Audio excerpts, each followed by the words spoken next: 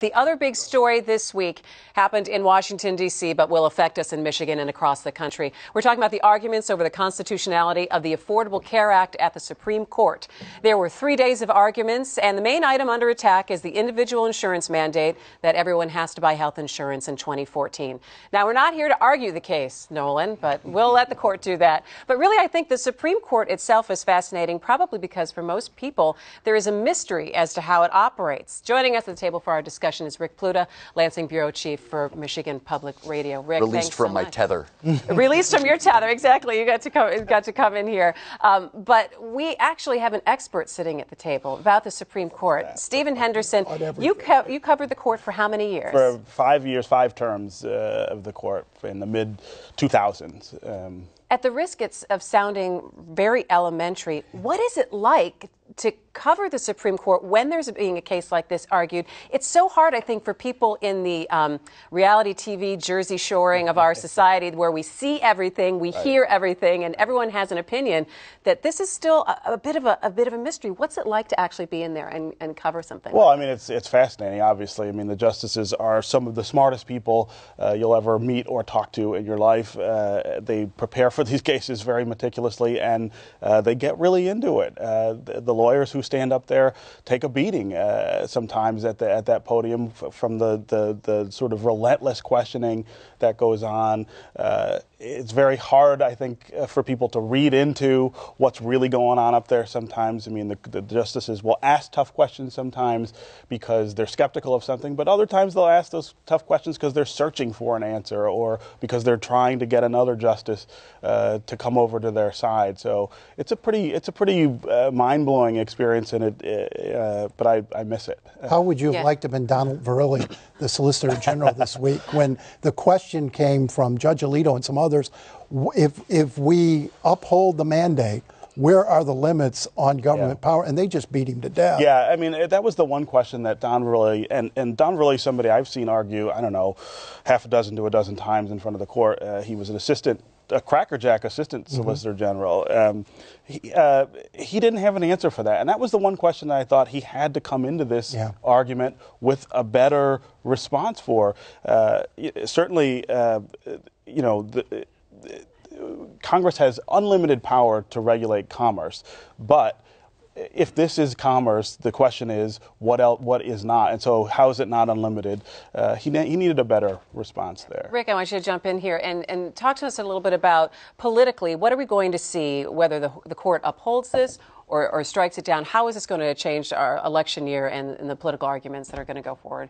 Well, I mean, you're seeing people in Lansing lining up the same way that you're seeing it all across the country. That we've got a big debate about whether or not Michigan should create the healthcare exchanges, the online one-stop shopping for people and businesses to shop for coverage. So catch us up. What's happening in Lansing with that right now, or?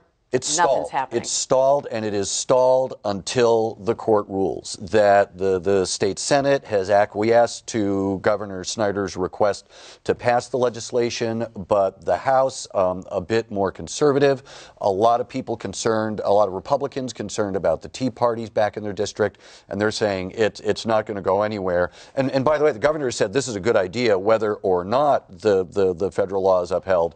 And if the law is not upheld, then it's just dead in the water. You know, people might think, what's the harm, though, if you've got the federal funding to start down the road of creating this, because you don't know what the court is going to decide. Is it going to put Michigan behind the 8 ball when it comes time for implementation starting in 2013 to make sure that there's at least a framework? It was laid out to me this way. It's basically principle versus practicality. That you've got conservatives who are saying, well, first of all, that any steps you take towards enacting the health care reforms will be a lot more difficult to undo should the court strike them down. That there's sort of this tacit endorsement, you know, every step that you take. But you know, the other thing too is that, you know, that it's just, if it's wrong, it's wrong. But you've got the governor, some other Republicans who fall into the more practical camp, who are saying, look, the states just walked past one $9 million planning grant, that in order to do this, that you've got to create the software, develop the IT system, decide what the protocols are, get the people plugged into it, the hospitals, the doctors, the insurance customers, the customers, and then you've got to test it in order to make it. But that does this whole thing puts the state in a bad position, because they could go way down that road, and there is some cost involved. And the court, not knowing what the court's going to do, they could throw out a narrow piece of this or the whole thing. But whatever happens, Congress is going to have to come back and address this law. It can't stand without, the law can't stand, no matter what the court does, without some additional work by Congress. Now, if you know enough about this court, Steve, to know that Judge Roberts doesn't like big sweeping rulings. The Chief Justice is not a big fan of huge rulings that undo lots of precedents. He will be looking here for a way to bring the court together around a very specific ruling about these and that's issues. Most likely to be the individual mandate. I think that's right. I think that there's still a lot of chance that could get upheld. I think that people are reading too much into the questions that the justices were asking. Roberts and Kennedy were searching, in my mind.